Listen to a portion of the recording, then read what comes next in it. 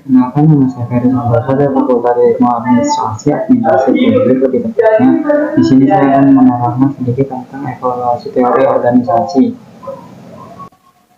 perkembangan aliran teori organisasi. Teori organisasi yang ada sekarang ini merupakan hasil dari sebuah proses evaluasi berbagai teori yang ada sekarang ini setelah diperkenalkan, dievaluasi, dan diperbaiki dari waktu ke waktu, di mana teori baru tentang organisasi mencerminkan keterbatasan teori terdahulu. Kedua, kealiran klasik. Aliran klasik dari 1930 sampai 1960. Konsep utamanya adalah pembagian kerja, proses skalar, dan fungsional struktur rentang kendali. Ketiga, aliran pelaku dari 1930 sampai 1960. Konsep utamanya adalah motivasi, teori kebutuhan, komunikasi, teori kepemimpinan, dinamika kelompok hubungan, dan antar manusia. Keempat, aliran sistem dari 1960 sampai sekarang. Konsep utamanya adalah teknik kuantitatif, holisisme, terbuka, tertutup, perspektif makro, fungsionalisme. Kelima, aliran kontingensi 1965 sampai sekarang. Konsep utamanya adalah sistem terbuka, pendekatan perspektif, hubungan yang dinamis. Aliran klasik memandang organisasi sebagai sistem tertutup pada aspek pembangunan rasionalitas. Memandang organisasi sebagai sistem tertutup dengan perkenalkan pada aspek pembangunan rasionalitas dalam mekanisme kerja organisasi. Tujuan utamanya adalah menyusun organisasi yang paling efisien, dan cara pembangunan organisasi di atas 4 pilar utama, yaitu pembagian kerja, struktur, proses fungsional, perkembangan vertikal, dan rentang kendali. Pembagian pekerjaan adalah memecah-mecah suatu tugas menjadi beberapa pekerjaan yang lebih kecil. Pembagian kerja kemudian melahirkan pengkhususan atau spesialisasi yang kemudian akan menjadi dasar dalam penentuan pekerjaan bagi seseorang pegawai, rekrutmen, pelatihan, penempatan, dan perkembangan pegawai. Yang kedua, proses pertumbuhan organisasi secara vertikal, skalar, dan horizontal untuk melengkapi fungsi yang sudah ada, yang akhirnya berdampak terhadap penambahan dan pengembangan pegawai. Yang ketiga, struktur, koordinasi atas hubungan kewenangan dan pertanggungjawaban yang mencerminkan kerja secara vertikal dalam organisasi. Yang terakhir, rentang kendali, jumlah staf yang dapat dikendalikan pemimpin agar dapat melakukan proses pengawasan secara aktif. Secara efektif. Salah sebut. Yang selanjutnya, aliran sistem.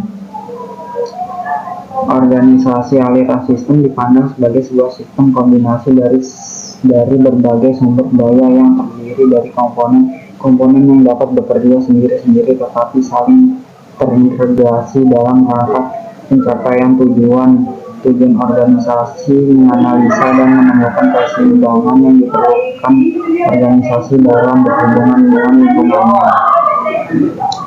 Kedua, aliran pelaku.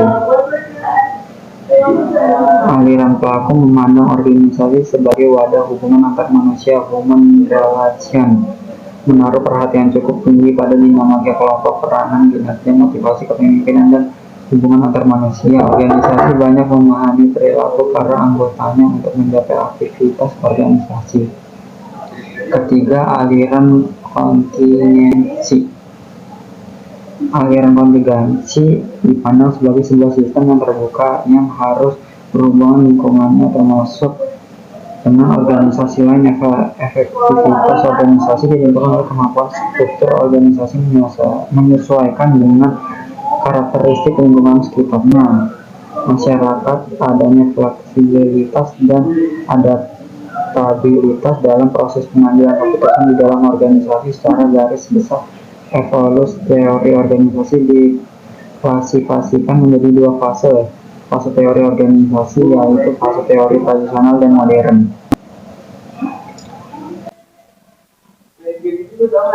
Fase-fase Fase-fase teori tradisional, sebuah sistem yang tertutup artinya sebuah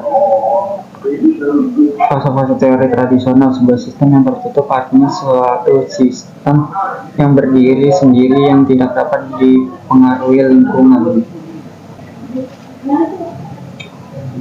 Artinya suatu sistem yang berdiri sendiri tidak dapat dipengaruhi oleh lingkungan. Tujuan utama dari fase teori tradisional adalah menyusun organisasi yang paling efisien dan mencari pedomannya. Mereka berhasil menemukan 5 prinsip yang dapat digunakan untuk menyusun organisasi yang efisien.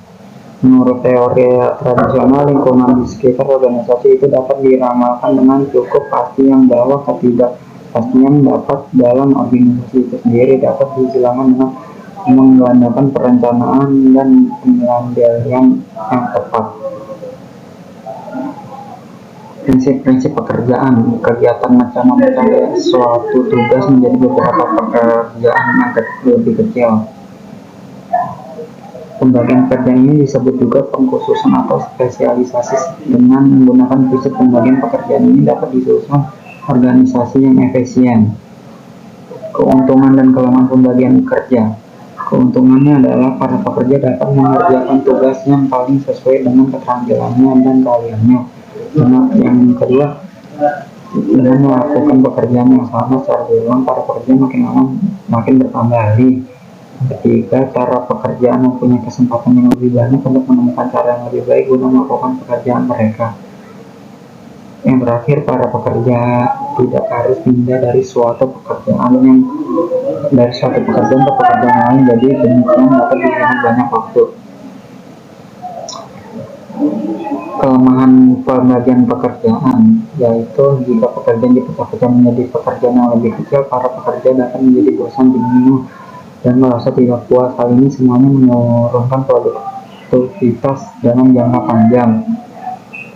Yang kedua, pembagian pekerjaan yang semakin terperinci sering menurunkan martabat orang karena membuat manusia menjadi mesin atau robot. Setiap orang harus mengulangi gerak yang sama dengan semacam saja tanpa mempunyai minat dalam pekerjaan itu atau memahami maksud pekerjaan dalam kaitannya dengan pekerjaan sebetulnya. Inilah yang dinamakan penurunan martabat manusia atau degradasi manusia atau dehumanisasi dari pembagian pekerjaan.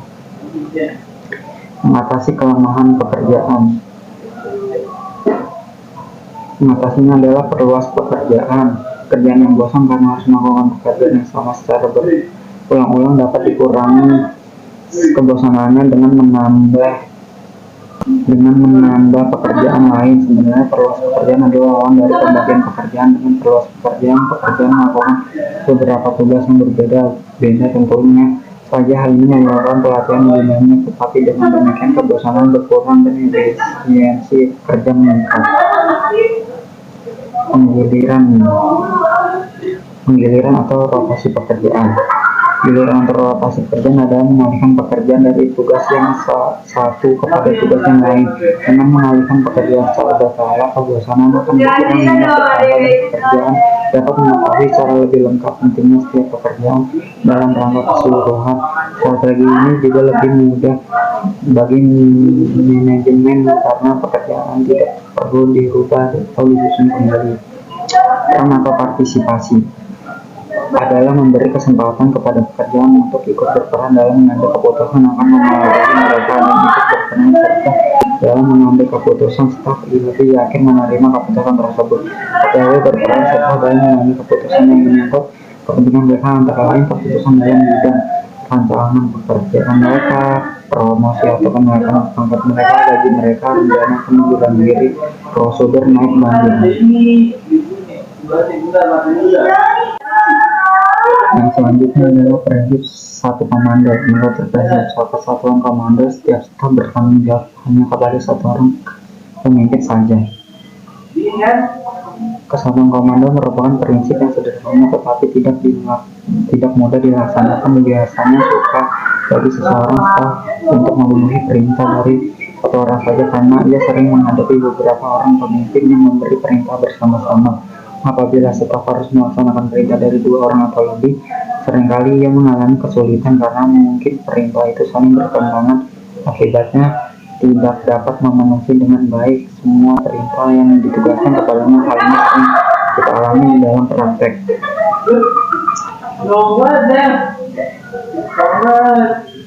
Yang ketiga, prinsip sentralisasi. Sentralisasi adalah pemutusan wewenang dan tanggung jawab pada puncak organisasi,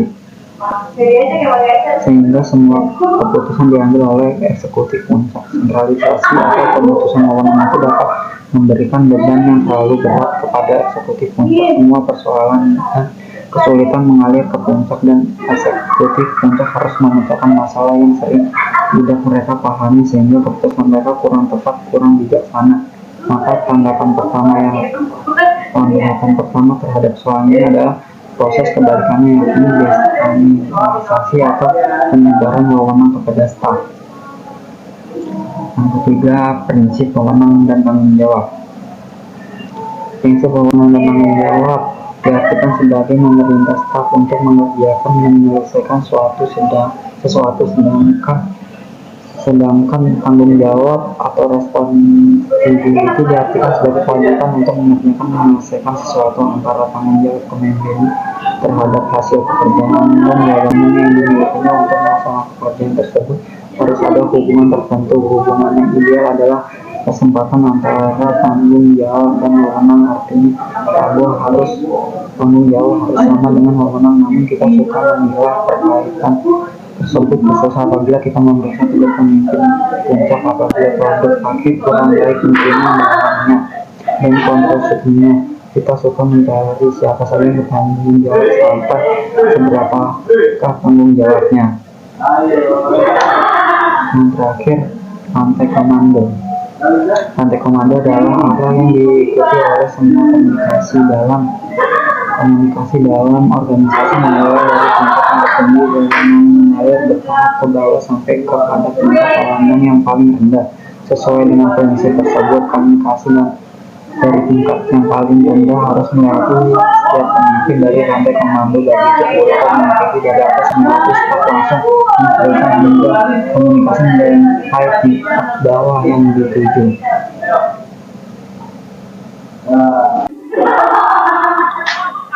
Selanjutnya adalah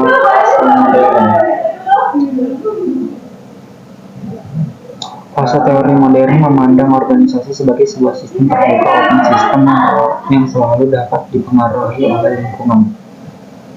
Organisasi selalu berhubungan dengan lingkungan yang mempengaruhi organisasi dan yang menyebabkan organisasi harus selalu berubah menyesuaikan diri dengan lingkungan. Tujuannya fase teori modern adalah bagaimana organisasi dapat bertahan dalam lingkungannya yang selalu berubah dan sering mengejutkan. Sebagaimana kita ketahui, fase teori tradisional memandang organisasi sebagai sistem tertutup. Artinya organisasi dapat berdiri sendiri tanpa dipengaruhi oleh lingkungan di sekitarnya. Interaksi dan lingkungan sekitarnya. Organisasi suatu sistem terbuka seperti manusia memerlukan udara, air, makanan, dan sebagainya dari lingkungan di sekitarnya, dan kemudian harus mengeluarkan pikiran dan tenaga agar dapat hidup terus. Organisasi dengan badan manusia dapat mengerti gagasan masuk ke dalam organisasi, diolah di dalamnya dan keluar sebagai produk yang berupa barang atau jasa. Sinergi falsafah satu lidi. Sinergi adalah suatu persamaan yang menyatakan bahwa keseluruhan adalah lebih besar daripada jumlah bagian-bagian yang contoh dapat menjelaskan hal ini. 10 lidi yang bekerja sendiri tidak akan mampu menyapu bersih lantai 10 lidi yang diikat menjadi satu sapu. Begitu pula organisasi sebagai keseluruhan mempunyai kemampuan yang lebih besar dari jumlah sifat kemampuan dari masing-masing anggotanya. Keseimbangan dinamis. Berikut ini adalah sebuah contoh sederhana mengenai keseimbangan yang dinamis equilibrium.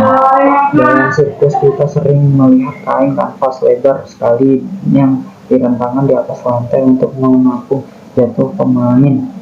Akrobat, tegas, dan kerangka di sekitar kanvas menahan pergerakan kanvas dan keadaan seimbang yang dinamis. Tegas dan kerangka itu mempunyai kekuatan yang saling menarik dalam arah berlawanan, baik ada orang yang jatuh di atasnya ataupun tidak ada. Walaupun ada akrobat yang jatuh di atas kanvas itu, kanvas terdapat tetap dalam keadaan seimbang, inilah yang dinamakan keseimbangan yang dinamis. Begitu pula keadaan organisasi, apabila beberapa variabel yang saling bertentangan dalam sebuah sistem berada dalam keseimbangan, sistem itu dikatakan seimbang. Keseimbangan itu dapat bersifat statis dan tidak berubah atau keseimbangan itu dapat dipelihara di tengah-tengah perubahan yang dinamis. Apabila cara mendadak organisasi pemilihan kekurangan modal kerja, organisasi dapat terlempar dari keseimbangan dinamis. Ekualitas satu akibat yang sama. Hubungan sebab akibat dalam sistem terbuka tidak sederhana. Satu sebab akan menimbulkan satu akibat tertentu. Hubungan sebab akibat dalam sistem terbuka lebih rumit. Di sini kita menghadapi apa yang dinamakan ekuivalitas.